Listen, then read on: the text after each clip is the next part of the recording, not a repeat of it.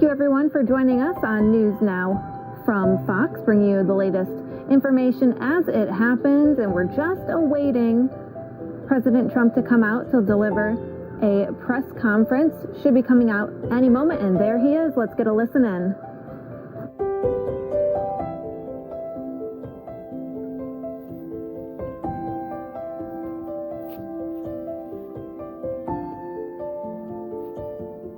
Press against the China virus. I'd like to discuss our latest actions against the Iranian regime. Today I'm directing the Secretary of State, Mike Pompeo. From Fox, still awaiting President Trump, who is expected to give a press conference very shortly. Battleground states, including Arizona, arrest other speakers.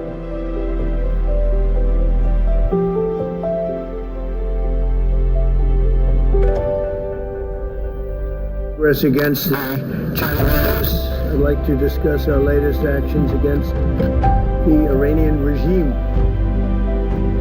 Today I'm directing the Secretary of State, Mike Pompeo, to notify the UN Security Council that the United States intends to restore virtually all of the previously suspended United Nations sanctions on Iran. It's a snapback, not uncommon. 2 years ago, I withdrew the United States from the disastrous Iran nuclear deal, which was a product of the Obama-Biden foreign policy failure, a failure like few people have seen in terms of the amount of money we paid for absolutely nothing and a short-term deal. This deal funneled tens of billions of dollars to Iran, 150 billion to be exact, plus 1.8 billion in cash, which I don't know that the president had the authority to give. It gave 1.8 billion in cash. Just another great deal that turned out to be a total disaster that would have funded all of the chaos and the bloodshed and the terror in the region and all throughout the world. And I won't say anything because I don't like saying it, but Iran doesn't have so much money to give to the world anymore, to the terrorists, to give to Al-Qaeda and various other groups of people that they were funding. They have to keep their own regime together, and it's not easy for them. And if and when I win the election, within the first month, Iran will come to us, and they are going to be asking for a deal so quickly because they are doing very poorly. But that deal was a disaster. $150 billion, $1.8 billion in cash. And we got nothing except a short-term little deal. A short-term, expiring, it's starting to expire already. It's terminated, but it would have, if we didn't terminate it, start to expire very shortly. A good deal was the deal we made with UAE and Israel. And by the way, other countries, I will tell you now, want to come into that deal. Countries that you wouldn't even believe want to come into that deal. And all of a sudden, you're going to have peace in the Middle East. And you couldn't have done it with this ridiculous Iran nuclear deal, as they call it, that President Obama made, along with Sleepy Joe Biden. I imposed the toughest ever sanctions on Iran, and this has caused great difficulty for them, giving money to terrorist organizations, and if they do, they'll have hell to pay.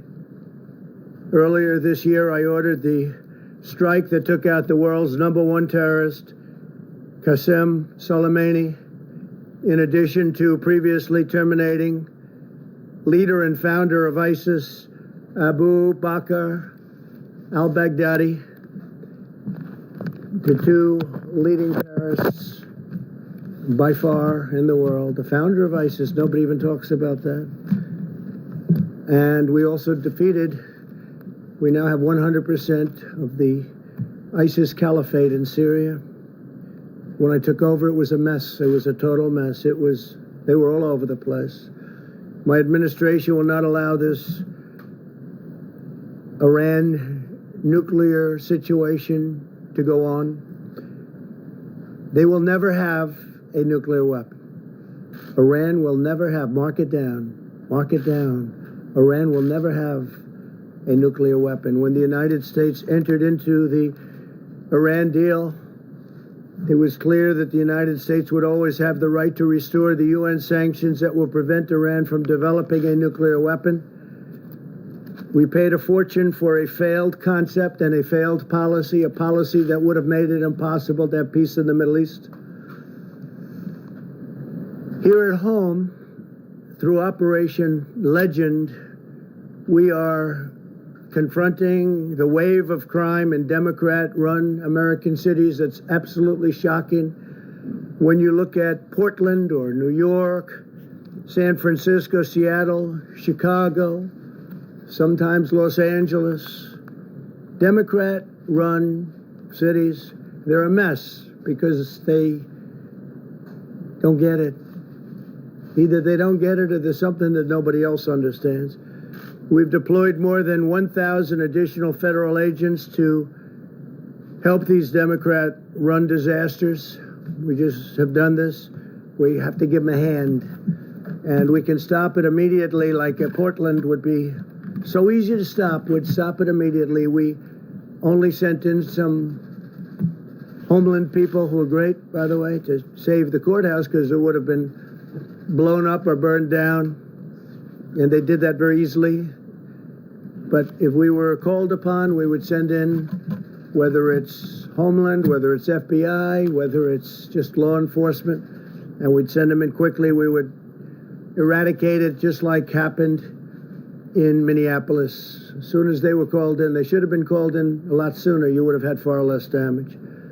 Today we announced that Operation Legend has successfully resulted in nearly 1,500 arrests already. Bad ones, really bad people. Prosecutions and prison sentences will follow, and they'll be a very long time in prison for what they've done to these cities. Most cities are well run, most of the nation is well run, and the areas that we're talking about are all, in all cases, run by Democrats, usually radical left-leaning Democrats, like in New York or in Portland. We've made arrests in Kansas City, Chicago, Cleveland, Detroit, Milwaukee, St. Louis, Memphis, and Albuquerque for many violent crimes, including gun crimes, arson, and 91 murders.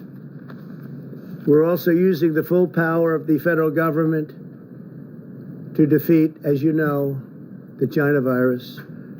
New cases have declined in 80% of the jurisdictions in the past week. 80%. New Zealand, by the way, had a big outbreak. And other countries that were held up to try and make us look not as good as we should look, because we've done an incredible job, but they're having a lot of outbreaks, but they'll be able to put them out, and we put them out. The hospitalization rate has fallen in our country, 54% since its peak in April, 54%. Older Americans are still the most vulnerable to the virus. 92% of deaths have occurred among those 55 and older. Only 2.7% of deaths have occurred among those 44 years. Think of that, 44 years and younger. So 44 years old and younger, only 2.7% of deaths have occurred. And many of those people had pre-existing conditions, they had problems, heart, diabetes, and other problems, but many of those. So think of that, only 2.7% under 44 years of age. Excess mortality in Europe this year is 33% higher than the United States. Evidence that the tragic cost of this virus is higher in other Western nations. South Korea, you've been reading about South Korea doing well. Well, they just had a very big breakout, but they'll be able to solve the problem. We must all remain vigilant and continue to exercise extreme caution around those at highest risk. As we know, multiple colleges and universities announced that they would suspend in-person teaching. Now, we have learned one thing. There's nothing like campus. There's nothing like being with the teacher as opposed to being on a computer board.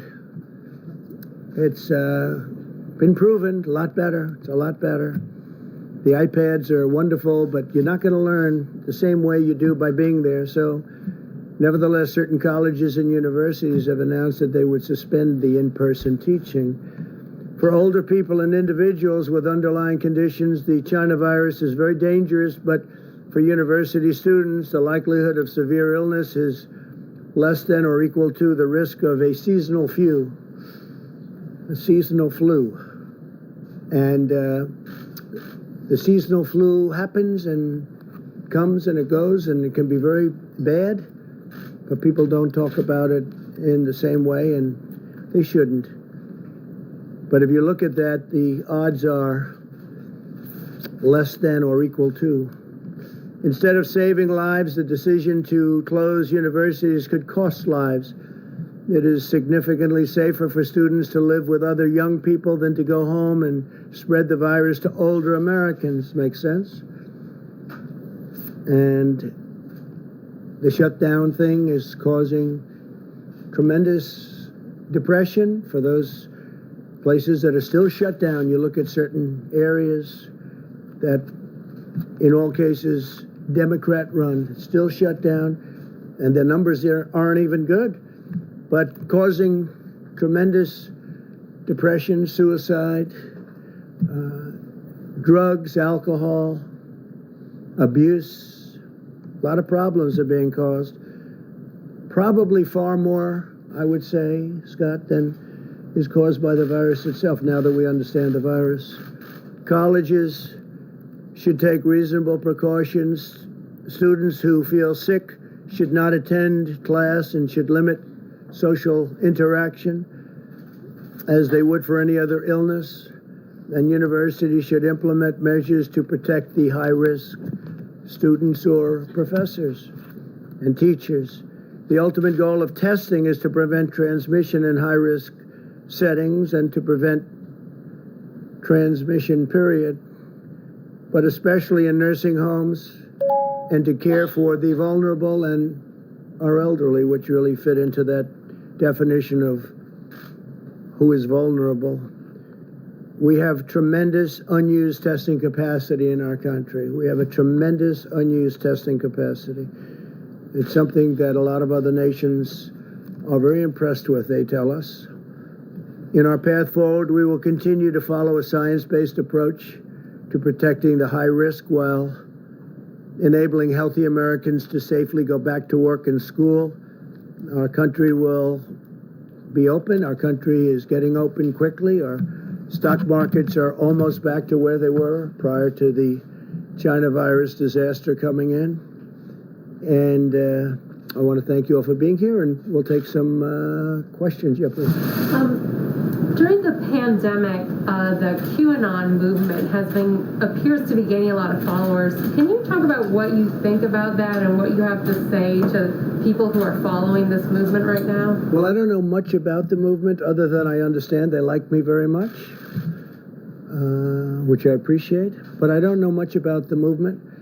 I have heard that it is gaining in popularity, and from what I've heard, these are people that when they watch the streets of Portland, when they watch what happened in New York City in just the last 6 or 7 months, but this was starting even 4 years ago when I came here, almost 4 years, can you believe it?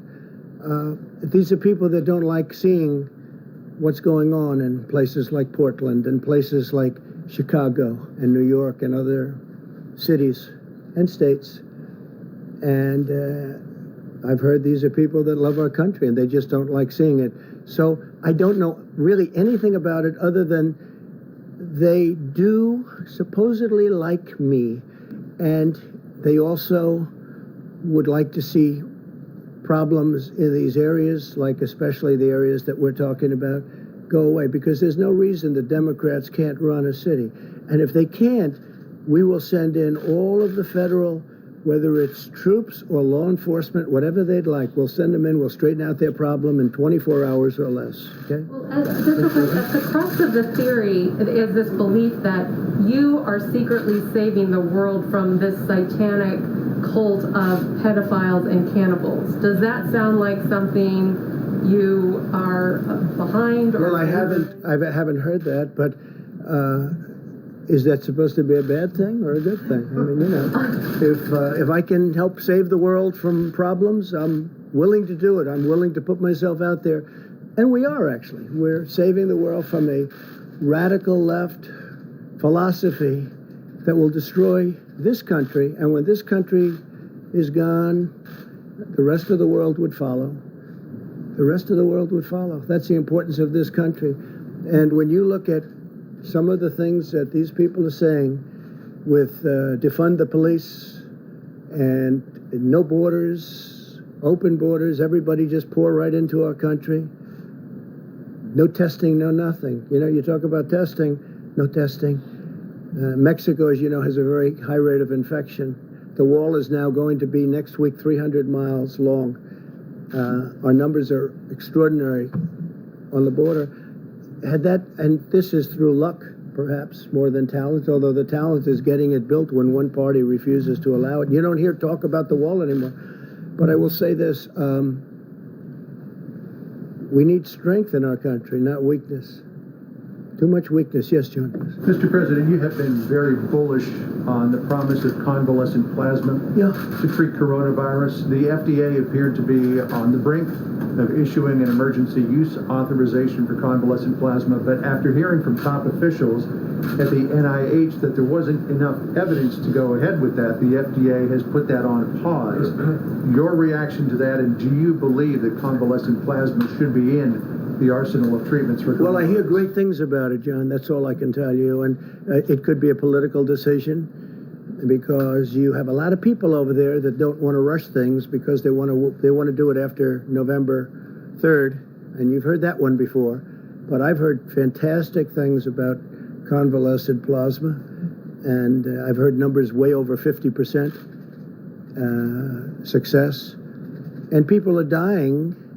And we should have it approved if it's good. And I'm hearing it's good. I heard from people at the FDA that it's good. So we'll see. I'm going to check that right after this conference. My understanding that the White House will encourage the NIH and the FDA to get this out there as quickly as possible. Well, the numbers are as good as I'm hearing. I mean, I'm hearing over 50%, and that's very good. And we've approved certain things that are 31%, and that's okay too. That's not bad. And it's really had a tremendous impact. No, I have, you're telling me something right now that surprises me, but we'll check it out right after this. Concerned about a delay? I don't want delays. I don't want people dying. I don't want people dying. Yeah, please go ahead. Mr. President, I want to ask you about your tweet earlier today on Goodyear. It was essentially calling for a boycott on Goodyear tires. Do you want the federal government to stop buying and using Goodyear product as well? And is there Well, I'm anything? not happy with Goodyear because what they're doing is playing politics. And the funny thing is the people that work for Goodyear, I can guarantee you, I poll very well with all of those great workers in Goodyear.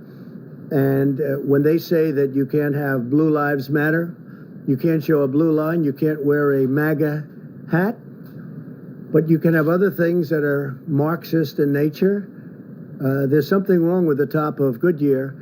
And what the radical left does is they make it impossible for people to do business if they're Republican or if they're conservative.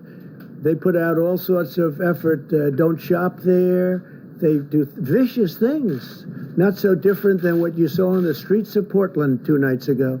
Boycott do you Oh, envision? I don't know. That's up to people, but I wouldn't recommend it. If they want to hold political speech, if they want to let you not do what everybody's doing, if they want to wear a MAGA hat or if they want to wear a Blue Lives, you know what Blue Lives Matter, right? That's policemen and women. That's a terrible thing. That's a terrible thing. So they're using their power over these people, and these people want to wear whatever it is that we're talking about. You know that.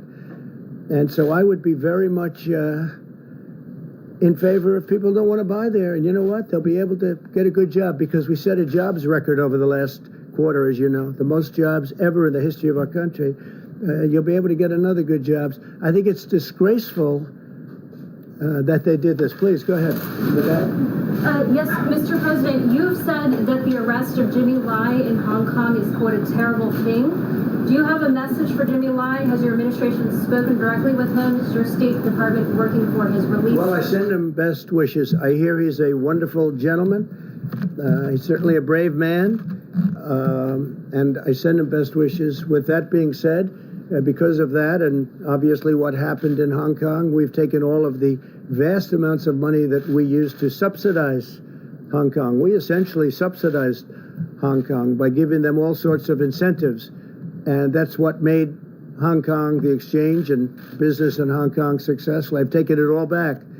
That means that the United States is going to do a lot more business. You know, we really gave them tremendous incentive and subsidy in order that they be successful for freedom. But now that the freedom obviously seems to have been taken away, we will keep all of the incentives that we were giving them, which is billions and billions of dollars, and all of that business will come into our country, including the New York Stock Exchange and NASDAQ, and it'll all come here.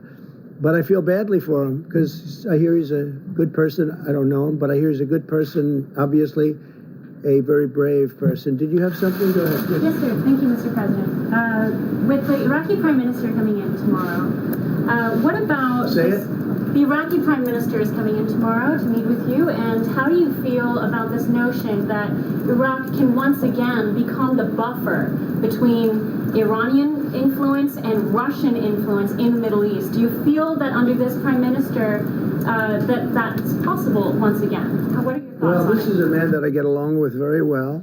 We're largely out of Iraq. We're down to very few soldiers. I said we're getting out of these endless wars, these ridiculous, endless wars. We should have never been there in the first place. I think it was the worst decision made in the history of our country. Should have never been there. Afghanistan, we're getting out. We're down to a much smaller number of people left there.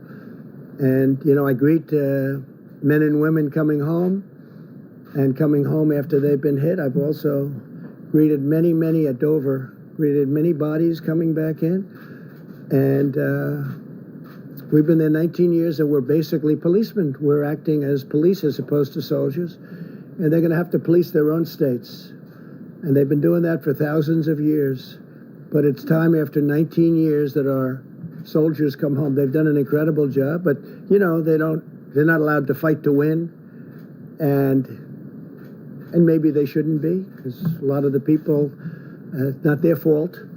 But with the Taliban and with going to Iraq again, we're down in Afghanistan, very low numbers, and that'll be taking place. And I let them know, do anything and you'll be hit like you've never been hit before.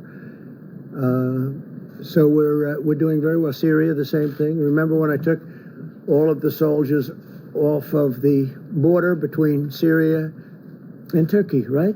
And everybody said, oh, that was 2 years ago. It was a long time ago. They said, oh, this is terrible, terrible, terrible. We're going to leave. Why do we have our soldiers between Syria and Turkey? Turkey can definitely take care of itself. I have a very good relationship with President Erdogan, and Syria's been fighting forever. And I say, why are we guarding their border? And I brought our soldiers back home. I got them out, and guess what? Nothing's happened. They've been fighting like they have been for 1,000 years, okay? Nothing's happened, and nobody mentions that. Everybody said, this is going to be a disaster. There's no disaster. Nothing's happened. And so we're getting out of the endless wars, and we are building a military the likes of which the world has never seen. $2.5 trillion we've spent, and we hopefully don't ever have to use it. But we want to focus on a much bigger picture, because we have a much bigger picture. It's when you look at what China's doing, when you look at what Russia's doing, when you look at what some other countries are doing, we want to be ready just in case there is a catastrophe. We don't want to see that. We don't want to ever use it. We've rebuilt our military, new missiles, new rockets, and new tanks, and new everything. $2.5 trillion, all made in the USA. And we've upgraded incredibly our nuclear capability, and some of our nuclear needed nourishment. It needed new strength, and we've upgraded it very, very significantly. I mean, to a level that nobody would even believe. And hopefully we don't. You pray to God we never have to use it. Okay? But we've never been in a position where we've been this strong. Please. President, thank you so much. I wanted to ask you about the Middle East. I have a couple questions.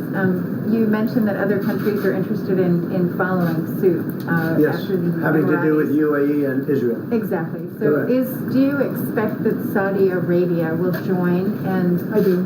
yes. And also the Emiratis have expressed interest in the F-35. Do you think that that should be something that they could look forward to in the future? Is there some sort of timeline? I think, look, they've definitely got the money to pay for it. You know, it's nice because usually a lot of times we make deals, they don't have 10 cents, these countries we deal with.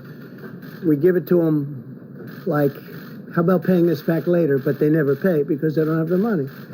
No, they have the money, and they would like to order quite a few F-35s. It's the greatest fighter jet in the world, as you know, by far. Stealth. Totally stealth. You can't see it. Makes it very difficult. I was asking a pilot, what do you think is better? This one, that one? Talking about Russian planes, Chinese planes. He said, well, the advantage we have is you can't see it. So when we're fighting, they can't see us. I say, that sounds like a really big advantage to me. To these guys, you know, they look, by the way, I said, to these pilots that I meet, they look better than Tom Cruise, and they're definitely tougher. And he's a nice guy. But these people are amazing, and I speak to them a lot about it. What do you think? You know, as I go around to the various places, I saved the big one in Florida as an example. That was a big one, knocked down pretty much by the hurricane. So I spend a lot of time on that, and it's the greatest plane in the world. One thing about that kind of thing, technology, high technology, greatest plane doesn't last long. Somebody comes up with something else, but we're always the one to come up with something else. So, yeah, they'd like to buy F-35s. We'll see what happens. It's under review, but they made a great advance in peace in the Middle East. Even the New York Times thought it was an incredible deal. Can you imagine that? Tom Friedman had a very nice thing to say about it. I spoke to him about it. He thought it was terrific, and it is terrific. I see a lot of countries coming in fairly quickly, and when you have them all in, ultimately Iran will come into. There'll be peace in the Middle East. That'll be nice. Iran will be very much neutralized. They never thought this could have happened. And with the horrendously stupid Iran deal signed by Obama, this could have never happened. Really, there's so On the Goodyear issue, you ride on Goodyear tires in the presidential limousine. Correct. If there were an alternative, would you want those tires swapped out? Yeah, I would do that. I would swap them out based on what I heard. We'll see what happens. Look, you're going to have a lot of people not wanting to buy that product anymore, and they'll buy from a competitor, made in the USA too. Okay, please. Go ahead. Mr. President, excerpts from Obama's speech that he'll give later at the Democratic Convention show that he says that he hoped that you would take being president more seriously once you had the job and discover reverence for democracy. And then he said, I quote, but he never did. What is your reaction to that? You know, when I listen to that and then I see the horror that he's left us, the stupidity of the transactions that he made. Look what we're doing. We have our great border wall. We have security. We have the UAE deal, which has been universally praised by people that aren't exactly fans of Donald Trump for various reasons. I don't know why. It can't be my personality, but they're not fans, right? And when I look at what we have, and I look at how bad he was, how ineffective a president he was so ineffective, so terrible.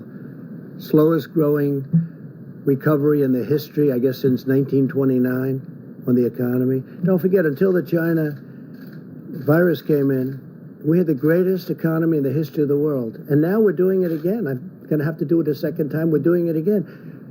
Hard to believe. We're doing very well. You heard the numbers. They're way, way down on the virus. But when you look at the kind of numbers that we're producing on the stock markets, we're almost at the level. In fact, NASDAQ and S&P are higher than they were at their highest point prior to the China virus coming and the plague coming in.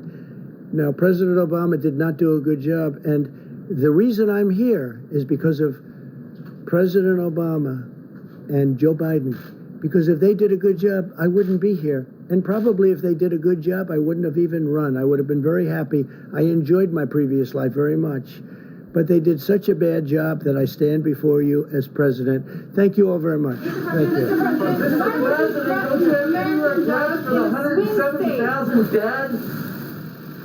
Yep, I'm good to go.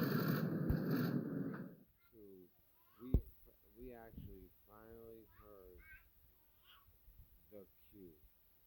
This has been talked about for a long time. And that was President Trump's daily press conference.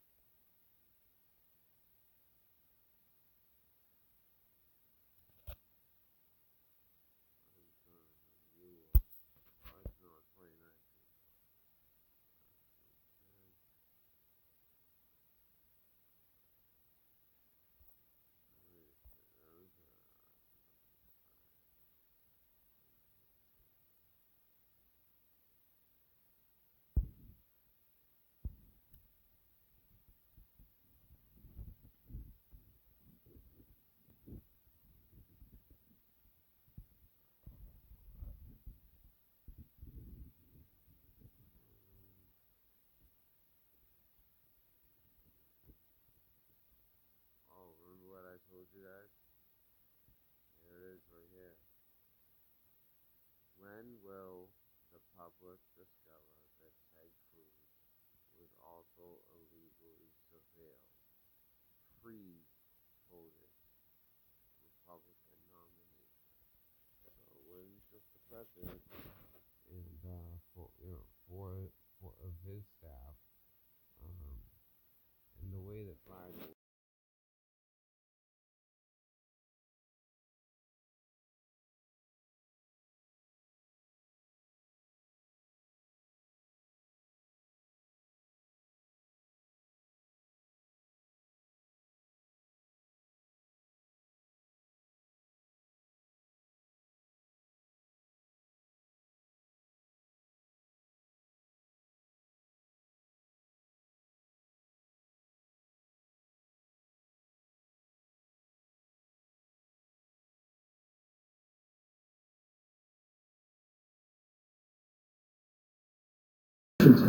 Yeah, so I have no announcements and I won't get ahead of the president, but what I will say is the president has said that he will be willing to invoke the snapback option soon, and I'll leave that to him. Yes. Haley, the president said this week the only way we lose this election is if the election is rigged. It begs the question, does the president believe there's any circumstance under which he could lose the election fairly?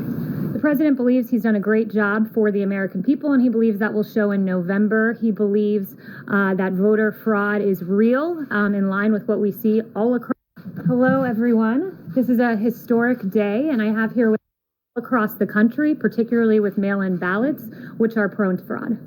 Yes, thanks very much, Kaylee. Two questions for you. Firstly, given the president's tweet on Goodyear and lashing out at them, is the Beast still going to be using Goodyear tires? I'm not going to comment on security matters. Okay, and then I want to follow up with a question that I asked the president last week, but he didn't answer. I asked him about QAnon, so I wanted to know, have you ever heard the president talk about QAnon, and what does he think of the conspiracy theory? No, I've never heard of that. There's a lot of media focus on that, but certainly never heard of that from the president. Yes.